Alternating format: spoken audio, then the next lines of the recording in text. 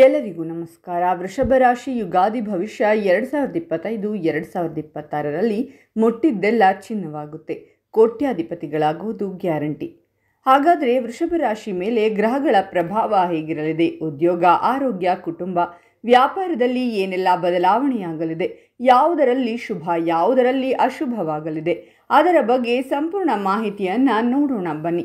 ಅದಕ್ಕೂ ಮುನ್ನ ನೀವು ವೃಷಭ ರಾಶಿಯವರಾಗಿದ್ದರೆ ವಿಡಿಯೋಗೆ ಲೈಕ್ ಮಾಡಿ. ಹಾಗೆ ನೀವಿನ್ನೂ ನಮ್ಮ ಜ್ಯೋತಿಷ್ಯ ದರ್ಶನ ಚಾನಲ್ಗೆ ಸಬ್ಸ್ಕ್ರೈಬ್ ಆಗಿಲ್ಲ ಅಂದರೆ ಈಗಲೇ ಸಬ್ಸ್ಕ್ರೈಬ್ ಮಾಡಿ. ಹಾಗೆ ಪಕ್ಕದಲ್ಲಿ ಬರೋ ಬೆಲ್ ಐಕಾನನ್ನು ಕ್ಲಿಕ್ ಮಾಡಿ. ನಿಮ್ಮ ಸಮಸ್ಯೆಗಳಾದಂತಹ ಸತಿಪತಿ ಕಲಹ, ಪ್ರೀತಿಯಲ್ಲಿ ಮೋಸ, ಭೂಮಿ ವಿಚಾರ, ಕೋರ್ಟ್ ಕೇಸ್, ವ್ಯಾಪಾರ, ಹಣಕಾಸಿನ ತೊಂದರೆ, ಸಾಲಬಾಧೆ, ಸ್ತ್ರೀಯರು, ಗುಪ್ತ ಸಮಸ್ಯೆ, ಹೀಗೆ ಹಲವಾರು ಸಮಸ್ಯೆಗಳಿಗೆ ಶಾಶ್ವತ ಪರಿಹಾರ ಮಾಡಿಕೊಡುತ್ತಾರೆ. ಡಿಸ್ಪ್ಲೇ ಮೇಲೆ ಕಾಣುವ ಗುರೂಜಿ ನಂಬರ್ಗೆ ಒಮ್ಮೆ ಕರೆ ಮಾಡಿ. ಹಿಂದೂ ಪಂಚಾಂಗದ ಪ್ರಕಾರ ಹೊಸ ವರ್ಷವು 2025ರ ಮಾರ್ಚ್ 30ರಂದು ಪ್ರಾರಂಭವಾಗಲಿದೆ. ಯುಗಾದಿ 2025 ಪಂಚಾಂಗದಲ್ಲಿ ಶ್ರೀ ವಿಶ್ವಾವಸು ನಾಮ ಸಂವತ್ಸರದ ಆರಂಭವನ್ನು ಸೂಚಿಸುತ್ತದೆ. ಆದ್ದರಿಂದ ಈ ಹಿಂದೂ ಹೊಸ ವರ್ಷವು ವೃಷಭ ರಾಶಿಯಲ್ಲಿ ಜನಿಸಿದವರಿಗೆ ಹೇಗಿರಲಿದೆ, ನಿಮ್ಮ ಜೀವನದಲ್ಲಿ ಬದಲಾವಣೆಗಳಿದೆ ಎನ್ನುವ ಬಗ್ಗೆ ಈ ವಿಡಿಯೋದಲ್ಲಿ ನೋಡೋಣ. ಶನಿಯು ಈ ಹೊಸ ವರ್ಷದಲ್ಲಿ ಮೀನ ಮತ್ತು ಮೇಷರಾಶಿಯಲ್ಲಿ ಚಲಿಸಲಿದೆ. ಶನಿಯು ಮೀನರಾಶಿಯಲ್ಲಿ ಸಂಚರಿಸುವುದರಿಂದಾಗಿ ನೀವು ನೆಟ್ವರ್ಕಿಂಗ್, ಸಾಮಾಜಿಕ ವಲಯ ಮತ್ತು ದೀರ್ಘಕಾಲೀನ ಗುರಿಗಳ ಮೂಲಕ ಹೆಚ್ಚಿನ ಲಾಭವನ್ನು ಪಡೆಯುವಿರಿ. ಹಾಗೆ ನಿಮ್ಮ ಕಠಿಣ ಪರಿಶ್ರಮ ಮತ್ತು ತಾಳ್ಮೆಯಿಂದಾಗಿ ಯಶಸ್ಸನ್ನು ಗಳಿಸುವಿರಿ. ಶನಿಯು ಮೇಷರಾಶಿಯನ್ನು ಪ್ರವೇಶಿಸುವುದರಿಂದಾಗಿ ನೀವು ಆಧ್ಯಾತ್ಮಿಕತೆಯಲ್ಲಿ ಹೆಚ್ಚಿನ ಆಸಕ್ತಿ ಹೊಂದುವುದರೊಂದಿಗೆ ವಿದೇಶಕ್ಕೆ ತೆರಳುವ ಯೋಗವೂ ಕೂಡ ಬರುವುದು. ಈ ಅವಧಿಯಲ್ಲಿ ನಿಮ್ಮ ಖರ್ಚುಗಳು ಹೆಚ್ಚಾಗಬಹುದು. ಹಾಗಾಗಿ ಆರ್ಥಿಕ ಯೋಜನೆಗಳನ್ನು ರೂಪಿಸುವುದು ಅವಶ್ಯಕ. ಗುರು ಗ್ರಹವು ಈ ಅವಧಿಯಲ್ಲಿ ಮಿಥುನ ಮತ್ತು ಕಟಕ ರಾಶಿಯಲ್ಲಿ ಚಲಿಸಲಿದೆ. ಗುರು ಮಿಥುನ ರಾಶಿಯಲ್ಲಿ ಸಂಚಾರ ಮಾಡುವುದರಿಂದಾಗಿ ನೀವು ಆರ್ಥಿಕವಾಗಿ ಹೆಚ್ಚಿನ ಲಾಭವನ್ನು ಗಳಿಸುವುದರೊಂದಿಗೆ ನಿಮ್ಮ ಸಂವಹನ ಕೌಶಲ್ಯವು ಹೆಚ್ಚಾಗುವುದು ಮತ್ತು ಮನೆಯಲ್ಲಿ ಸಂತೋಷ ನೆಲೆಸಲಿದೆ. ಹಾಗೆ ಈ ಅವಧಿಯಲ್ಲಿ ನೀವು ಉಳಿತಾಯ ಮತ್ತು ಹೂಡಿಕೆಯನ್ನು ಮಾಡುವುದು ಉತ್ತಮ. ನೀವು ಅಲ್ಪ ದೂರ ಪ್ರಯಾಣಿಸುವುದು ಮತ್ತು ಹೊಸ ಕೌಶಲ್ಯಗಳನ್ನು ಕಲಿಯುವುದು ಒಳ್ಳೆಯದು. ರಾಹು ಮತ್ತು ಕೇತು ಈ ಯುಗಾದಿಯ ಸಂದರ್ಭದಲ್ಲಿ ಮೀನ ಮತ್ತು ಕನ್ಯಾ ರಾಶಿಯಲ್ಲಿ ಚಲಿಸುವುದರಿಂದಾಗಿ ನಿಮ್ಮ 11ನೇ ಮತ್ತು 5ನೇ ಮನೆಯ ಮೇಲೆ ಪ್ರಭಾವ ಬೀರಲಿದೆ. ರಾಹುವಿನ ಸಂಚಾರವು ಮೀನರಾಶಿಯಲ್ಲಿ ಸಂಭವಿಸುವುದರಿಂದಾಗಿ ನೀವು ಸಾಮಾಜಿಕ ಜೀವನದಲ್ಲಿ ಹೆಚ್ಚಿನ ಲಾಭವನ್ನು ಪಡೆಯುವುದರೊಂದಿಗೆ ನೀವು ಅಂದುಕೊಳ್ಳದೇ ಇರುವಂತಹ ಮಾರ್ಗಗಳಿಂದ ಉತ್ತಮ ಅವಕಾಶಗಳು ಲಭಿಸುವುದು. ಆದರೆ ನಿಮ್ಮ ಸ್ವಭಾವದ ಬಗ್ಗೆ ನೀವು ಸ್ವಲ್ಪ ಎಚ್ಚರಿಕೆಯಿಂದ ಇರುವುದು ಉತ್ತಮ. ಕೇತು ಕನ್ಯಾ ರಾಶಿಯಲ್ಲಿ ಚಲಿಸುವುದರಿಂದಾಗಿ ಮಕ್ಕಳು ಮತ್ತು ಸಂಗಾತಿಯೊಂದಿಗಿನ ಸಂಬಂಧಗಳಲ್ಲಿ ಕೆಲವು ಸವಾಲುಗಳನ್ನು ಎದುರಿಸಬೇಕಾಗಿ ಬರಬಹುದು. ಹಾಗಾಗಿ ಈ ಸಂದರ್ಭದಲ್ಲಿ ನಿಮ್ಮ ಅಹಂಕಾರವನ್ನು ದೂರ ಇರಿಸುವುದು ಉತ್ತಮ. ಶುಕ್ರ ಗ್ರಹವು ವೃಷಭ ರಾಶಿಯ ಅಧಿಪತಿಯಾಗಿದೆ. ಹಾಗಾಗಿ ಶುಕ್ರನ ಸಂಚಾರವು ಹೆಚ್ಚಿನ ಪ್ರಾಮುಖ್ಯತೆಯನ್ನು ಹೊಂದಿದೆ. ಶುಕ್ರನು ವೃಷಭ ರಾಶಿಯಲ್ಲಿ ಚಲಿಸುವುದರಿಂದ ನಿಮ್ಮ ಆತ್ಮವಿಶ್ವಾಸ, ಉತ್ಸಾಹ ಹೆಚ್ಚಾಗುವುದರೊಂದಿಗೆ ನೀವು ವೃತ್ತಿ ಮತ್ತು ವೈಯಕ್ತಿಕ ಜೀವನದಲ್ಲಿ ಯಶಸ್ಸನ್ನು ಗಳಿಸುವ ಯೋಗವಿದೆ. ಶುಕ್ರ ಗ್ರಹವು ತುಲಾ ರಾಶಿಯಲ್ಲಿ ಚಲಿಸುವುದರಿಂದಾಗಿ ನಿಮ್ಮ ಜಗಳಗಳು ಪರಿಹಾರವನ್ನು ಹೊಂದುವುದರೊಂದಿಗೆ ನಿಮ್ಮ ಆರೋಗ್ಯವು ಸಹ ಸುಧಾರಿಸಲಿದೆ. ಹಾಗೆ ನೀವು ಸ್ಪರ್ಧಾತ್ಮಕ ಪರೀಕ್ಷೆಗಳಲ್ಲಿ ಯಶಸ್ಸು ಗಳಿಸುವ ಯೋಗ ಕೂಡಿ ಬರುವುದು.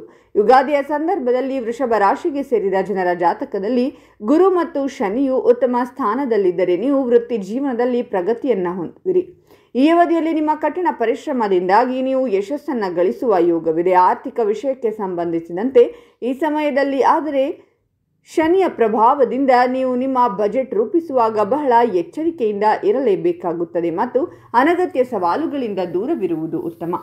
ಶನಿಯ ಸಂಚಾರದ ಅವಧಿಯಲ್ಲಿ ವೃಷಭ ರಾಶಿಗೆ ಸೇರಿದ ಜನರು ತಮ್ಮ ಆರೋಗ್ಯದ ಬಗ್ಗೆ ಹೆಚ್ಚಿನ ಕಾಳಜಿಯನ್ನು ವಹಿಸಬೇಕಾಗುತ್ತದೆ.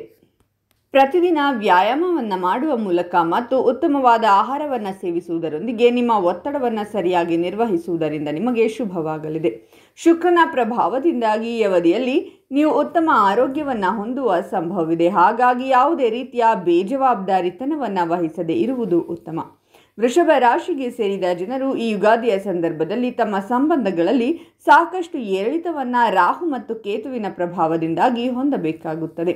ಆದ್ದರಿಂದ ನಿಮ್ಮ ಸಂವಹನ ಕೌಶಲ್ಯ ಮತ್ತು ಪರಸ್ಪರರನ್ನು ಸರಿಯಾಗಿ ಅರ್ಥ ಮಾಡಿಕೊಳ್ಳುವುದರಿಂದ ಉತ್ತಮ ಸಂಬಂಧವನ್ನು ಹೊಂದಬಹುದು. ಗುರುವಿನ ಸಂಚಾರದಿಂದಾಗಿ ವೃಷಭ ರಾಶಿಗೆ ಸೇರಿದ ಜನರು ತಮ್ಮ ಕುಟುಂಬ ಜೀವನದಲ್ಲಿ ಸುಧಾರಣೆಯನ್ನು ಹೊಂದುವುದರಿಂದಾಗಿ ಮನೆಯಲ್ಲಿ ಸಂತೋಷ ನೆಲೆಸುವ ಸಾಧ್ಯತೆ ಹೆಚ್ಚಾಗಿರುವುದು. ಶನಿ ಮತ್ತು ಕೇತುವಿನ ಪ್ರಭಾವದಿಂದಾಗಿ ವೃಷಭ ರಾಶಿಗೆ ಸೇರಿದ ಜನರು ಆಧ್ಯಾತ್ಮಿಕತೆಯಲ್ಲಿ ಹೆಚ್ಚಿನ ಪ್ರಗತಿಯನ್ನು ಹೊಂದುವುದರ ಜೊತೆಗೆ ಧ್ಯಾನ ಮಾಡುವುದು ಉತ್ತಮ. ಈ ಅವಧಿಯಲ್ಲಿ ನೀವು ಹಳೆಯ ವಿಷಯಗಳನ್ನು ಮರೆಯುವ ಮೂಲಕ ನಿಮ್ಮ ಆಂತರಿಕ ಶಾಂತಿಗಾಗಿ ನೀವು ಉತ್ತಮ ಸಮಯವನ್ನು ನೀಡಲು ಬಯಸುವುದು ಒಳ್ಳೆಯದು. 2025ರ ಹೊಸ ವರ್ಷದಲ್ಲಿ ವೃಷಭ ರಾಶಿಗೆ ಸೇರಿದ ಜನರ ಆರ್ಥಿಕ ಸ್ಥಿತಿ ಉತ್ತಮವಾಗಿರಲಿದೆ. ಈ ರಾಶಿಗೆ ಸೇರಿದ ಜನರು ಜನವರಿ ತಿಂಗಳಲ್ಲಿ ಉತ್ತಮವಾದ ಫಲವನ್ನು ಪಡೆಯುವರು. ನೀವು ನಿಮ್ಮ ಆರ್ಥಿಕ ಸ್ಥಿತಿಗೆ ಸಂಬಂಧಿಸಿದಂತೆ ಕೆಲವು ಉತ್ತಮ ಬದಲಾವಣೆಗಳನ್ನು ನೋಡಬಹುದಾಗಿದೆ. ಇದರಿಂದಾಗಿ ನೀವು ಆರ್ಥಿಕವಾಗಿ ಸಾಕಷ್ಟು ಲಾಭವನ್ನು ಈ ಸಮಯದಲ್ಲಿ ಪಡೆಯಬಹುದು. ಈ ರಾಶಿಯ ಜನರು ವಿದೇಶದಿಂದ ಹಣವನ್ನು ಪಡೆಯಬಹುದಾಗಿದೆ. ಇದರಿಂದಾಗಿ ನೀವು ಮನೆಯ ಅಗತ್ಯಗಳನ್ನು ಪೂರೈಸುವಿರಿ. 2025ರ ಹೊಸ ವರ್ಷದ ಮೊದಲ 3 ತಿಂಗಳು ನಿಮ್ಮ ಖರ್ಚುಗಳು ಸಾಕಷ್ಟು ಹೆಚ್ಚಾಗುವುದರಿಂದ ನೀವು ಆರ್ಥಿಕವಾಗಿ ಕೆಲ ಸಮಸ್ಯೆಗಳನ್ನು ಎದುರಿಸಬಹುದು. ಆದರೆ ಮೇ ತಿಂಗಳ ನಂತರ ಅದೃಷ್ಟದ ಸಂಪೂರ್ಣ ಬೆಂಬಲವನ್ನು ನೀವು ಪಡೆಯುವುದರಿಂದ ಈ ರಾಶಿಯ ಜನರ ಆರ್ಥಿಕ ಜೀವನವು ಸುಧಾರಿಸಲು ಆರಂಭವಾಗುತ್ತದೆ. ಈ ವರ್ಷದಲ್ಲಿ ನಿಮಗೆ ಆರ್ಥಿಕವಾಗಿ ಸಾಕಷ್ಟು ಉತ್ತಮ ಫಲಗಳು ಲಭಿಸುವುದು. ಇದರಿಂದಾಗಿ ವರ್ಷದ ಕೊನೆಯಲ್ಲಿ ನೀವು ಆರ್ಥಿಕವಾಗಿ ಸಾಕಷ್ಟು ಬಲದಿಂದಿರುವಿರಿ. ನಿಮಗೆ ನಿಮ್ಮ ಹಿರಿಯರಿಂದ ಈ ಅವಧಿಯಲ್ಲಿ ಶುಭ ಸುದ್ದಿ ಲಭಿಸುವ ಯೋಗವಿದೆ. ಪಿತ್ರಾರ್ಜಿತ ಆಸ್ತಿಗೆ ಸಂಬಂಧಿಸಿದಂತೆ 2025ರ ಹೊಸ ವರ್ಷದಲ್ಲಿ ಈ ರಾಶಿಗೆ ಸೇರಿದ ಜನರು ಸಾಕಷ್ಟು ಲಾಭವನ್ನು ಪಡೆಯುವ ಸಂಭವವಿದೆ.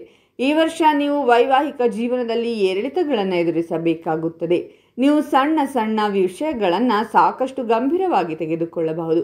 ಇದರಿಂದಾಗಿ ಅನಗತ್ಯವಾಗಿ ವಾದ ವಿವಾದಗಳು ಉಂಟಾಗುವ ಸಾಧ್ಯತೆ ಇದೆ. ವರ್ಷದ ಮೊದಲ 3 ತಿಂಗಳಿನಲ್ಲಿ ನಿಮ್ಮ ಒತ್ತಡ ಹೆಚ್ಚಾಗುವ ಸಾಧ್ಯತೆ ಇದೆ. ಹಾಗಾಗಿ ನೀವು ನಿಮ್ಮ ಸಂಗಾತಿಯೊಂದಿಗೆ ವಾದ ವಿವಾದ ಮಾಡದೇ ಇರುವುದು ಉತ್ತಮ. ವೃಷಭ ರಾಶಿಯವರಿಗೆ ಪ್ರಮುಖ ಸಲಹೆಗಳು. ಶನಿಯ ಸಂಚಾರದ ಸಮಯದಲ್ಲಿ ಶಿಸ್ತು ಮತ್ತು ದೀರ್ಘಕಾಲೀನ ಗುರಿಗಳ ಮೇಲೆ ಹೆಚ್ಚಿನ ಗಮನವನ್ನು ಕೇಂದ್ರೀಕರಿಸಿ.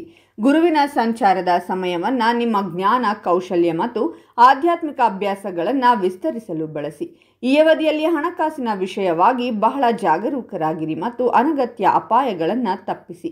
ನಿಯಮಿತ ವ್ಯಾಯಾಮ ಮತ್ತು ಸಮತೋಲಿತ ಆಹಾರದ ಮೂಲಕ ಆರೋಗ್ಯಕ್ಕೆ ಹೆಚ್ಚಿನ ಆದ್ಯತೆ ನೀಡಿ. ತಪ್ಪು ತಿಳುವಳಿಕೆಗಳನ್ನು ದೂರ ಮಾಡಲು ಸಂಬಂಧಗಳಲ್ಲಿ ಮುಕ್ತ ಸಂವಹನವನ್ನು ಹೊಂದುವುದು ಮುಖ್ಯ. ಪರಿಹಾರಗಳು. ನೀವು ನಿಮ್ಮ ಆರೋಗ್ಯದ ಮೇಲೆ ಹೆಚ್ಚಿನ ಗಮನ ವಹಿಸುವುದು ಅವಶ್ಯಕ ಮತ್ತು ಮಹಾಮೃತ್ಯುಂಜಯ ಮಂತ್ರವನ್ನು ಪಠಿಸುವುದು ಪ್ರಯೋಜನಕಾರಿಯಾಗಿರುವುದು. ನಿಮಗೆ ಅದನ್ನು ಸರಿಯಾಗಿ ಉಚ್ಚರಿಸಲು ಸಾಧ್ಯವಾಗದಿದ್ದರೆ ನೀವು ಯಂತ್ರವನ್ನು ನಿಮ್ಮ ಮನೆಗೆ ತರಬಹುದು ಮತ್ತು ನಿಮ್ಮ ಸಾಮರ್ಥ್ಯಕ್ಕೆ ಅನುಗುಣವಾಗಿ ಅದನ್ನು ಪೂಜಿಸಬಹುದು. ನೀವು ಜೀವನದಲ್ಲಿ ಸಮಸ್ಯೆಗಳನ್ನು ಎದುರಿಸುತ್ತಿದ್ದರೆ ನಿಯಮಿತವಾಗಿ ಶಿವ ದೇವಾಲಯಕ್ಕೆ ಭೇಟಿ ನೀಡುವುದು ಒಳ್ಳೆಯದು.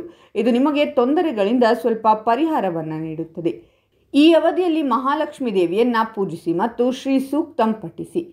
ಈ ಸಮಯದಲ್ಲಿ ದತ್ತಾತ್ರೇಯ ಆರಾಧನೆಯನ್ನು ಮಾಡಬೇಕಾದದ್ದು ಅತ್ಯುತ್ತಮ ಪರಿಹಾರಗಳಲ್ಲಿ ಒಂದಾಗಿದೆ. ಧರಿಸಬೇಕಾದ ರುದ್ರಾಕ್ಷ 9 ಮುಖಿ ರುದ್ರಾಕ್ಷಿಯನ್ನು ಧರಿಸಿ. ಧರಿಸಬೇಕಾದ ರತ್ನ ಶುಕ್ರವಾರ ವಜ್ರವನ್ನು ಧರಿಸಿ. ಲಕ್ಷ್ಮೀ ದೇವಿಯನ್ನು ಪೂಜಿಸಿ. ಶನಿವಾರದಂದು ರಾಹುಕಾಲದಲ್ಲಿ ದುರ್ಗಾ ಮಾತೆಯನ್ನು ಪೂಜಿಸಿ. ಹಾಗಾದರೆ ಈ ಮಾಹಿತಿ ನಿಮಗೆ ಇಷ್ಟವಾಗಿದ್ದರೆ ತಪ್ಪದೇ ಕಾಮೆಂಟ್ ಮಾಡಿ ತಿಳಿಸಿ.